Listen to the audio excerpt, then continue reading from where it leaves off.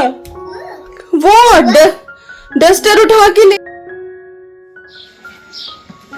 First time Deepika on driver seat है ना।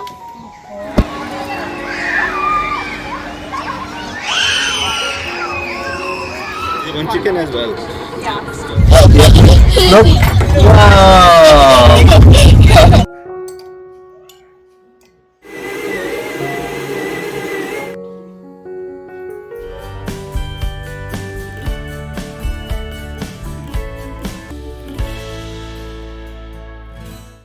Good morning दोस्तों, नमस्कार, सलाम, सत श्री अकाल। Welcome back to Deeps all in one channel.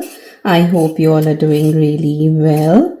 आज हम जा रहे हैं बच्चों को लेके वाटर वैली पार्क। एक थीम पार्क है, काफ़ी सारी राइड्स हैं वहाँ पे, तो थोड़ा एंजॉय कर लेंगे। समर हॉलीडेज चल रही हैं और ऐसा हमने कहीं की कोई हॉलीडे बुक नहीं की है। एज यूजुअल हो ही नहीं पाता है हमारा, वैसे भी हमारे रैंडम ही प्लान बनते हैं।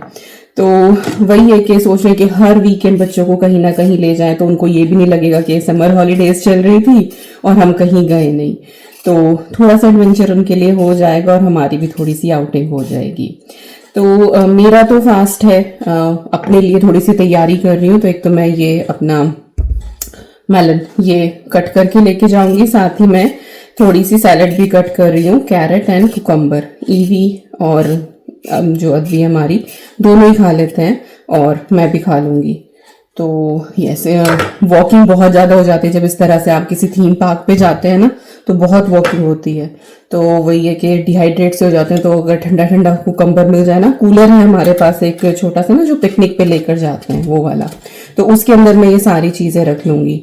बाकी वहाँ पे लंच वगैरह के तो ऑप्शन रहेंगे ही, ऑब्वियसली कैफ़ेज हैं वहाँ पे, but for a safer side कि इन केस अगर कुछ ऐसा ना मिले, हम लोग ना जाते हुए लिडल होके जाएंगे और वहाँ पे ना बहुत ही अच्छे से फलाफल रैप मिलते हैं। तो 2-3 पैकेट जो हैं वो उठा लेंगे हम वहाँ से कि इन केस अगर कुछ ना मिले तो इन लोगों का एटलीस्ट लंच हो जाए। विकास का, अद्वी का, अवनी तो खैर खाने की बड़ी ही चोर है, उसे तो खाने को कुछ ना दो, बस वो तो बस फ्रूट सैलेड इन्हीं चीज़ों पे रहती है और कभी कभी इनको भी मना कर देती है। इतनी बिजी है ना वो खेलने में कि खाने पीने की उस लड़की को कोई सुध ही नहीं है कि खाना पीना भी जरूरी होता है। और यही है बस, आई थिंक सारी बच्चे ऐसे करते हैं। पहले तो मैं बहुत टेंस हो जाती थी, इवन तो अद्वी के टाइम पे बहुत टेंस हो जाती थी जब अद्वी कुछ नहीं खाती थी। But I think second child के टाइम पे आप थोड़े से ना ईज में रहते हो, बिकॉज आपने वो सारे फेजेस सब कुछ देखा हुआ होता है कि हाँ ये फेज है, नहीं खाएगी, कुछ टाइम के बाद फिर खाना शुरू कर देगी। अद्वी कितना कुछ वो करती थी, हालांकि अभी भी है, फसी ईटर है, कुछ कुछ चीजें हैं जो वो नहीं खाती है, बट एटलीस्ट वो अपना पेट भर लेती है। ईवी का तो लगता है कि बस वो भूखी ही घूम रही है, भरती नहीं है। पर अब मैं इतना ज्यादा, वही ना, जबरदस्ती आप कर नहीं सकते छोटे बच्चे के साथ, फिर वो मुंह से निकाल देगी। तो ठीक है, जैसा चल रहा है, तो जो खाएगी ऑप्शंस दे देते हैं, खाना होगा खा लेगी, नहीं तो चलो कोई बात नहीं। एनर्जेटिक है, ऐसा नहीं कि वो बिल्कुल सुस्त पड़ी हुई है। बीइंग अ मॉम टेंशन होती है, बट कर ही कह सकते हैं कोई और ऑप्शन है नहीं।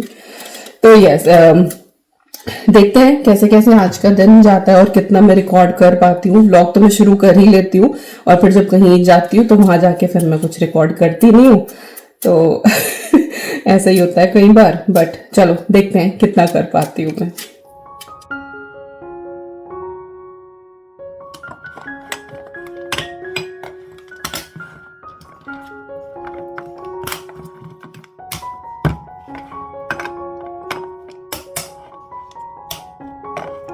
और आज का वेदर शायद अच्छा होने वाला है, धूप निकल रही है। सुबह क्लाउडी था बट अभी धूप निकल आई है।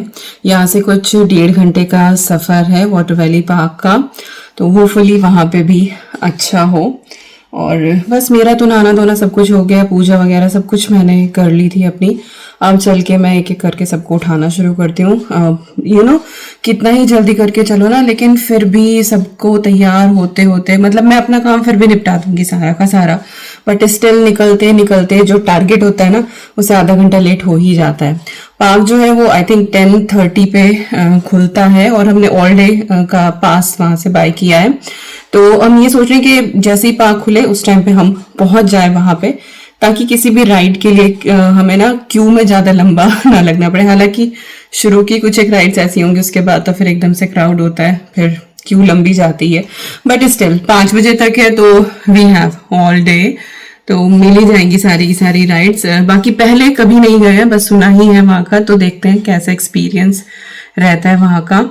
और कल से क्या परसों से लिविंग रूम वाली जो वो विंडो है ना, तो वो ओपन थी। विकास चले गए थे सोने, तो वो मुझे बंद करनी पड़ी। तो जैसे ही मैंने उसको पुल किया ना, तो इस हाथ में फिर मेरे स्ट्रेन आ गया। तो ऐसे ही होता है, कुछ भी हैवी इस तरह का काम कर लो ना, तो फिर इस हाथ में प्रॉब्लम हो जाती है। और इसका बल्कि मैंने ऑपरेशन भी कराया था स्टिल, तो वो रिस्ट में पूरा स्ट्रेन आया हुआ है। तो कल भी मैंने दवाई लगाई थी, पूरी रात भी स्प्लिंट लगाए रखा, बट सुबह उठी हूँ, इतना कुछ फायदा मुझे लग नहीं रहा है। ये भी उठी है, उसी चलने की आवाज आई है।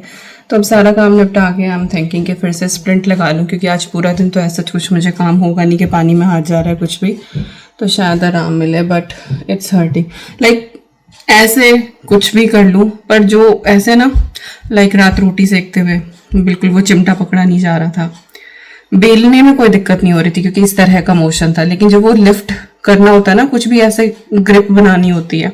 अभी जब मैं कट भी कर रही थी ना फ्रूट्स एंड वेजिटेबल, तभी भी थोड़ा थोड़ा लग रहा था, बट वो फिर भी मैनेजेबल था। बट कुछ चीज़ों में एकदम स्ट्रेन पड़ता है, जैसे कि चाय छाननी है तो इस हाथ से भगोना नहीं पकड़ा जाएगा, तो इस हाथ से फिर छलनी पकड़ी थी मैंने और दूसरे हाथ से भगोना पकड़ के फिर मैंने चाय छानी थी। तो महीने 2 महीने में ना ये हाथ मुझे जो है वो अपना रूप दिखा देता है कि देविका भूलना मत, मैं हूं अभी तेरे साथ। तो ये दर्द जो है वो जाएगा नहीं। तो और कुछ सेटल होता है ना, जब कुछ और हो रहा होता है, सब कुछ सेटल होता है, फिर ये आ जाता है कि चलो अब मैं हूं, अब मेरी देखभाल करो। तो चल रहा है बस ऐसे ही। बट हाँ, पेन है तो मैं दवाई लगा के स्प्लिंट लगा लूंगी। और अभी चलते हैं और सबको उठाते हैं और रेडी होते हैं। और ये कौन आया? वो डस्टर उठा के लेके आए। Well, I did see this. Just jump it. Really? कल मैं डस्टिंग कर रही थी ना, तो ये बाहर ही रखा हुआ था बेडरूम वाला, तो वो उठ के सबसे पहले यही लेकर आई है। और ये गली लॉक्स, से हाय, से हाय। ऐसे ऐसे क्लीनिंग कर देगा मेरा बाबू। What's cream? Yeah, let's clean this. Clean the table. Wow, you know everything. EV देखो बिल्कुल परफेक्टली पहन रही है जैसे। सही है, बच्चों को सिखाना नहीं पड़ता, जो करते हैं ना बच्चे सीख ही लेते हैं। उसको पता है कि माँ सफाई के पीछे पागल हुई रहती है, तो बेचारी मेरी बच्ची जो है ना सफाई सीख रही है।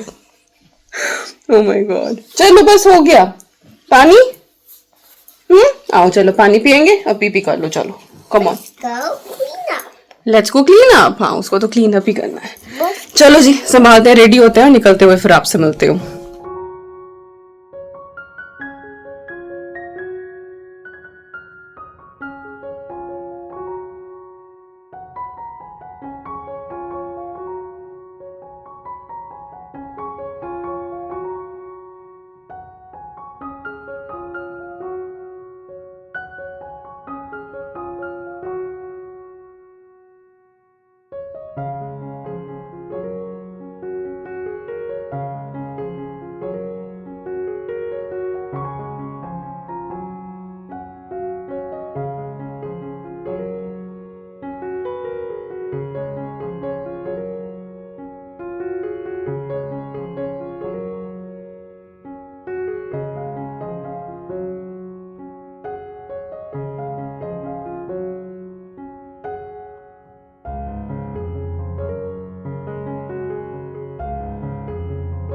फिर आप लोग पूछते हो कि परफ्यूम कौन सा लगाया, तो ये A1 का है, लिटिल ब्लैक ड्रेस। बहुत ही माइल्ड सी इसकी फ्रेग्रेंस है और बहुत अच्छी है, फ्रूटी सी। आई रियली लव इट, बहुत माइल्ड है ये। और लिपस्टिक मैंने लगाई है लॉरियल पेरिस की है ये, शेड देख लो आप इसका, इधर दिखेगा 115, mat resistant snooze your alarm. My god, okay देख लो भाई, ऐसी ये बॉटल है, लिक्विड मैट लिपस्टिक है, 115 ये है इसका नंबर। और ये एक्चुअली 3 का सेट आया था, कॉस्को से लिया था मैंने, और बहुत ही ब्यूटीफुल सी शेड्स हैं इसकी। एक तो ये वाली है, एक पिंक है और एक रेड है। रेड में भी ना मरूनिश टच वाली, और kind of little bit nude है ये। और न्यूड लिपस्टिक अगर आपको ये लगता है कि आपके फेस पे अच्छी नहीं लगती, जो हम एशियन स्किन होती है, जो ब्राउन स्किन होती है जैसे कि मेरी है, तो उसमें कई बार ना न्यूड शेड जब आप लगाते हैं ना तो बिल्कुल भूत जैसे लिप्स लगते हैं। तो उसका ना एक छोटा सा हैक है कि जो आउटलाइन है ना लिप्स की, वो आप डार्कर शेड से करें और फिल आप न्यूड शेड से कर ले। चाहे तो हल्का सा स्मज करके उसको थोड़ा सा ब्लेंड कर ले, तो उससे ना एक स्ट्रक्चर मिल जाता है और न्यूड शेड भी आप इजीली लगा पाएंगे। बस थोड़ी सी मैचिंग उसी की डार्क शेड की आप लिप लाइनर ले लें और डार्कर शेड से आउटलाइन करके और फिर जो है वो लिपस्टिक जो है आपकी वो लगा ले न्यूड शेड की। मैं थोड़ा सा उल्टा करती हूँ, मैं पहले लिपस्टिक लगाती हूँ और फिर आउटलाइन करती हूँ। मुझे वो ज्यादा इजी लगता है, क्योंकि कई बार होता है कि लिक्विड लिपस्टिक ना थोड़ी बहुत इधर उधर हो जाती है, तो एटलीस्ट यू हैव आउटलाइनर, तो उससे आप उसको सही शेप दे सकते हो। मुझे ऐसा तरीका पसंद है, बाकी जैसे आप कंफर्टेबल हो आप उस हिसाब से कर लो। तो yes, little get ready with me. बाल मैंने कर लिया, आजकल तो 2 कंघा इधर मारा एंड इट इज सॉर्टेड। बस अब मुझे अपनी रिंग्स पहननी है ना, आई एम ऑल डन। अभी आपको अपना आउटफिट दिखाती हूँ मैं।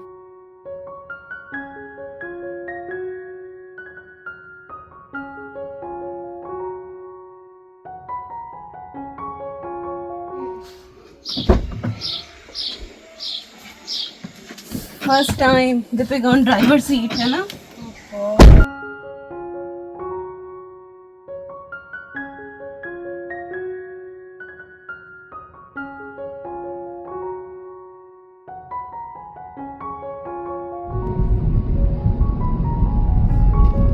और बस अब हम पहुंचने ही वाले हैं। रिपॉन सिटी है जहाँ पे ये पार्क है। सिटी में जैसे ही हमारी एंट्री हुई, हमें बाइक रैली देखने को मिली।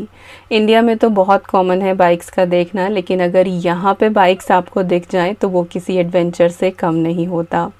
सर्दियाँ रहती हैं काफ़ी, इस वजह से कौन ही बाइक निकाले, लेकिन समर टाइम में बाइक दिख ही जाती हैं, और जब इतनी सारी एक साथ दिखें तो फिर कहने ही क्या। खैर, हम लोग पार्क पहुँचे, टिकट स्कैन कराया, और जो सबसे पहला अट्रैक्शन हमने देखा वो था डायनासोर लैंड। ईवी को डायनो बहुत पसंद है और वो बहुत खुश हुई इनको देख के। इसी के अंदर इन्होंने एक मिनी गोल्फ एरिया बनाया हुआ था जिसमें बच्चे जाके खेल सकते थे। इसके बाद जो सबसे पहली राइड ली मैंने और अद्वी ने, वो थी ये। शुरुआत में तो सब सही था, लेकिन जैसे ही इसने टिल्ट करना शुरू किया ना, लिटरली दिल बिल्कुल गले में आ गया था। बट सच बताऊं तो मज़ा बहुत आया। बट इसके बाद फिर मैंने और अद्वी ने डिसाइड किया कि अभी थोड़ी देर जो है वो छोटी छोटी राइड्स पे जाते हैं, बड़ी राइड पे फिर बाद में जाएंगे। एक साथ सारी बड़ी राइड्स हो जाती हैं तो कहीं चक्कर ना आ जाए। तो कैरासोल पे गए और मेरी फ्रेंड सोनाली भी यहाँ पे आई हुई थी। इसके बाद एक और यहाँ पे ये राइड थी जिस पे मैं, अद्वी और सोनाली का बेटा, हम तीनों आए थे। क्यों जहाँ पे कम थी ना, हम उधर की तरफ भाग के लग रहे थे। जो बच्चों वाली राइड्स थी ना, वहाँ पे क्यों कम थी, जो बड़ों की राइड्स थी उनमें क्यों काफ़ी लंबी थी। तो छोटे बच्चे हों या बड़े बच्चे हों, सबके लिए काफ़ी सारी एक्टिविटीज़ और काफ़ी सारी राइड्स थी यहाँ पे। और अगर आप यूके में हैं तो आप एक डे ट्रिप प्लान कर सकते हैं। आई एम श्योर आपके बच्चे खूब इंजॉय करेंगे।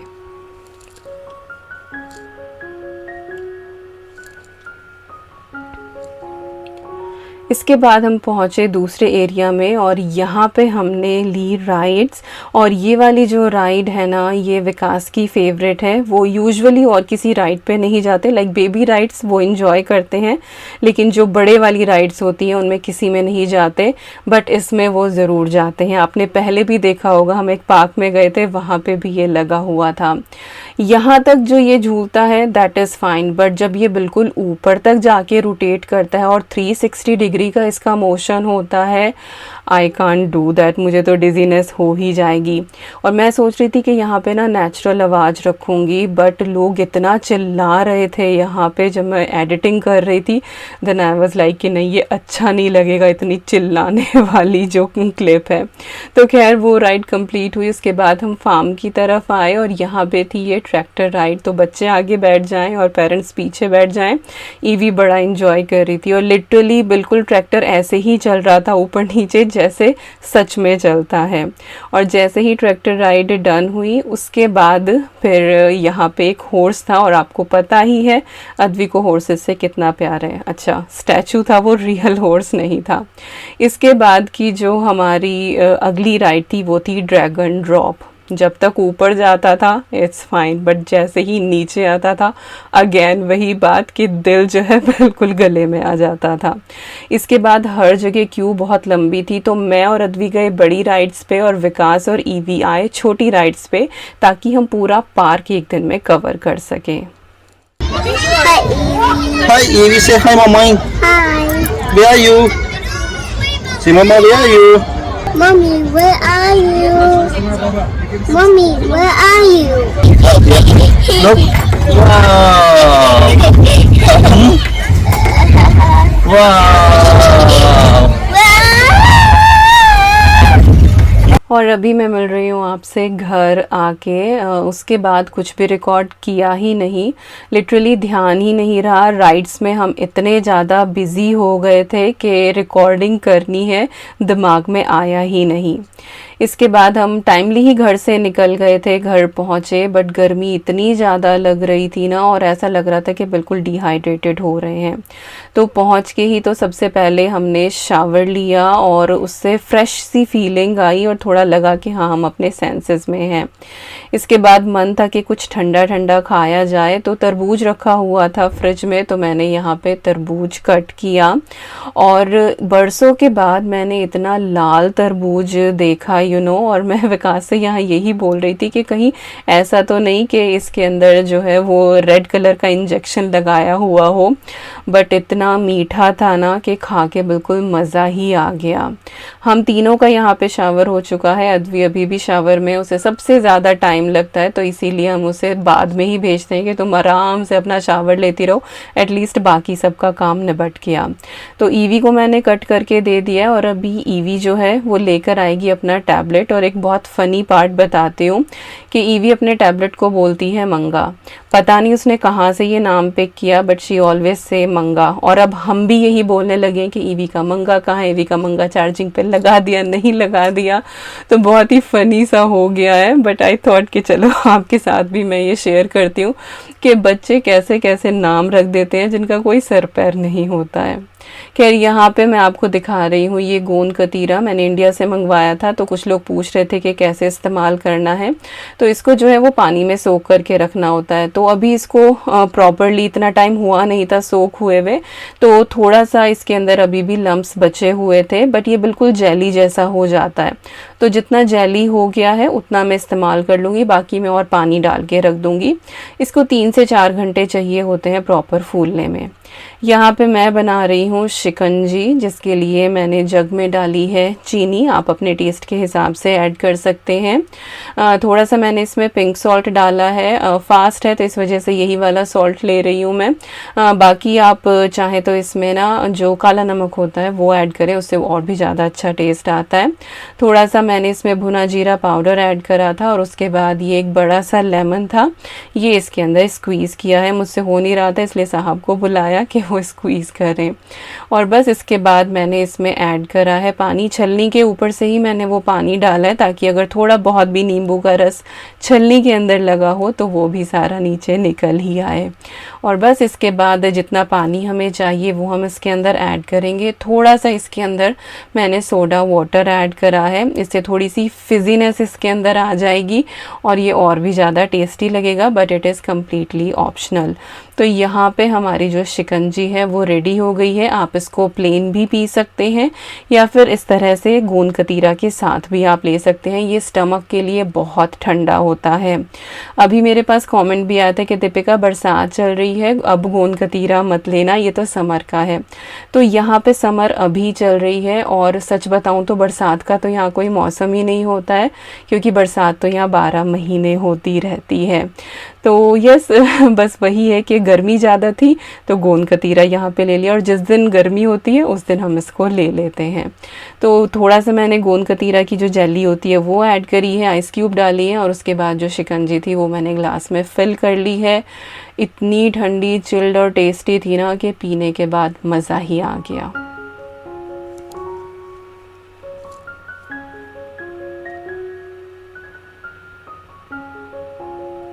आप ट्राई ज़रूर कीजिएगा। जो छोटे छोटे क्रिस्टल आते हैं ना गोंद कतीरा के, ये बहुत ही ज़्यादा टेस्टी लगते हैं और इसका अपना कोई फ्लेवर नहीं होता। आप जिस चीज़ में इसको ऐड करते हैं ना, जिस ड्रिंक में भी ऐड करते हैं, ये उसी का टेस्ट अडेप्ट कर लेता है। बट जो जेली बॉल्स आते हैं ना, वो बहुत अच्छे लगते हैं। और बस इसी के साथ ही मैंने यहाँ पे डिनर की भी तैयारी शुरू कर दी है। तो आज डिनर बहुत ही सिंपल सा बनाने वाली हूँ, क्योंकि इतनी हिम्मत भी नहीं थी। बट वही है कि फ़ास्ट चल रहे हैं, भोग लगाना होता है, तो ऐसा कुछ नहीं था कि बाहर से हम कुछ ले आएँ और वो हम लोग खा लें। और मैं तो वैसे भी फ़ास्ट में बाहर का कुछ नहीं खाती हूँ।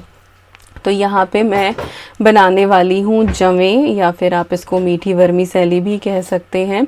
हम तो जवे ही बोलते हैं, बट हाँ पैकेट के ऊपर वर्मीसेली लिखा हुआ आता है। तो मैंने थोड़ा सा घी जो है वो कढ़ाई में चढ़ाया है और उसके बाद मैं इसमें वर्मीसेली ऐड करूँगी। हालांकि जो वर्मीसेली मेरे पास है ये रोस्टेड है ऑलरेडी, लेकिन जब मैं इस तरह से दूध वाली ये बनाती हूँ ना, दूध के जवे, तो थोड़ा सा घी ऐड कर लेती हूँ, उससे टेस्ट और भी ज़्यादा अच्छा आ जाता है।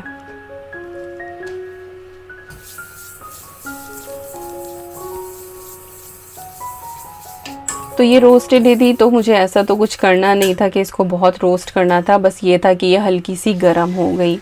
इसके बाद मैंने इसमें दूध ऐड कर दिया है और मैंने यहाँ पे किसी भी चीज़ की कोई भी मेजरमेंट नहीं ली है, सारी चीज़ें मैंने अंदाजे से ही करी हैं। तो अगर अंदाज़ा आपको बताऊं तो मेरे ख्याल से आधा कप के करीब ये जवे होंगे और इसमें मैंने 2.5 कप के करीब जो है वो दूध ऐड करा होगा। बाकी दूध जो है वो आप अपने हिसाब से ऐड कर सकते हैं कि आपको किस तरह की ये खानी पसंद है, कि आप जो है वो थोड़ी पतली पतली लिक्विडी सी खाते हैं या फिर आपको थिक सी पसंद है, तो उस हिसाब से जो है वो आप दूध इसके अंदर एडजस्ट कर सकते हैं। फ्लेवर जो है इसका वो आज मैं केसरी रखने वाली हूँ। थोड़ा सा ही केसर बचा हुआ था, मैंने इसके अंदर ऐड कर दिया। इससे रंग भी बहुत अच्छा आता है और साथ ही जो टेस्ट है ना वो भी बहुत एनहेंस हो जाता है। अब जब तक इसमें फ़र्स्ट बॉयल नहीं आता है तब तक आप इसको जो है वो चलाते रहें, और जब फर्स्ट बॉयल आ जाए फिर आप इसको सिम के ऊपर करके छोड़ दें, फिर ये अपने आप पकती रहेगी। बस बीच में एक आध बार चला दें।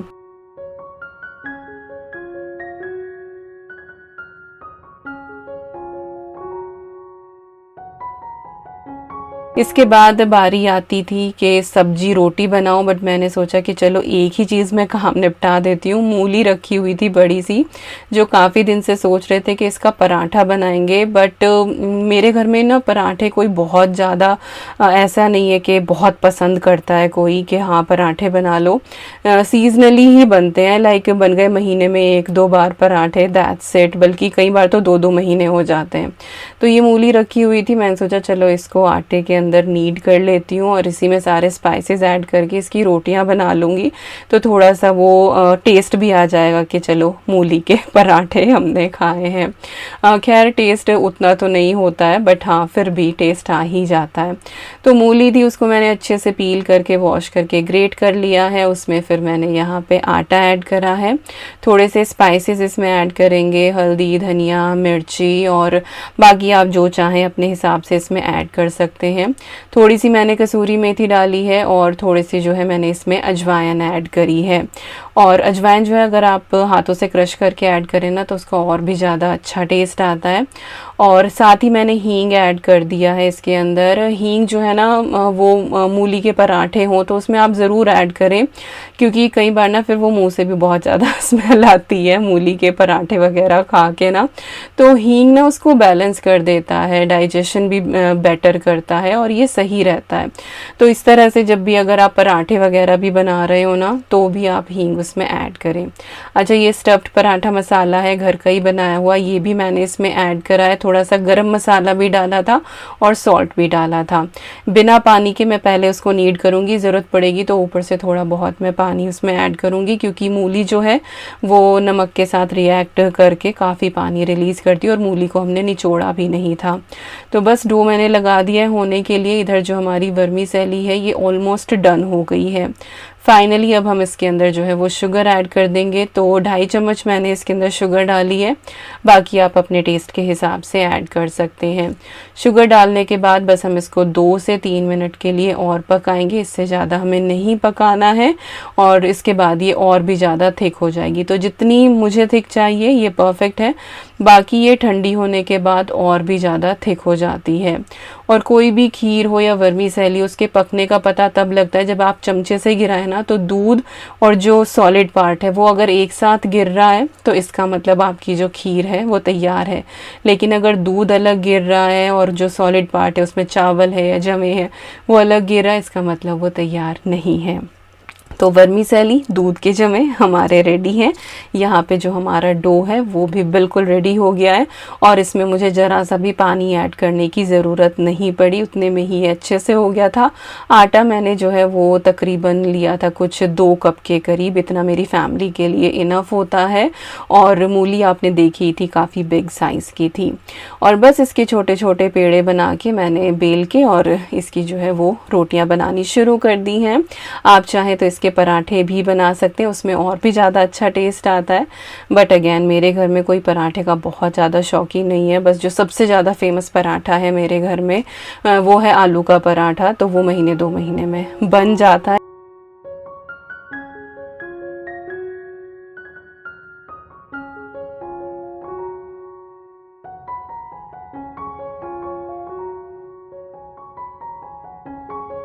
तो यस, यहाँ पे रोटी जो है हमारी तैयार हो गई है, घी लगा दिया है तो काइंड ऑफ मसालेदार हमारी ये रोटी हुई है। साथ में हो गई है जमे, बहुत ही टेस्टी ये थाली थी। सिंपल सी है, सात्विक सी है, आप ट्राई ज़रूर कीजिएगा।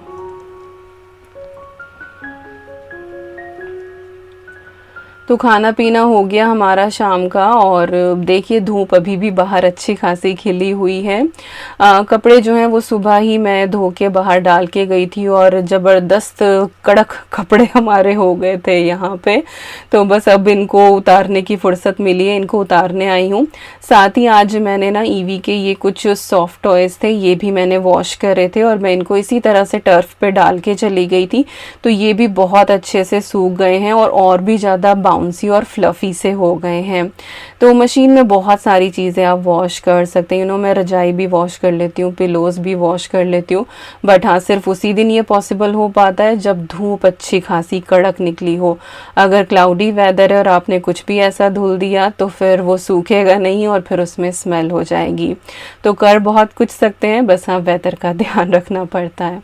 तो यही थी आज की वीडियो। आई होप आपको पसंद आई होगी। मिलती हूँ आपसे नेक्स्ट ब्लॉग में। Till then you guys take care and I'm sending lots and lots and lots of love to you all. Thank you so much for watching. Take care and bye bye.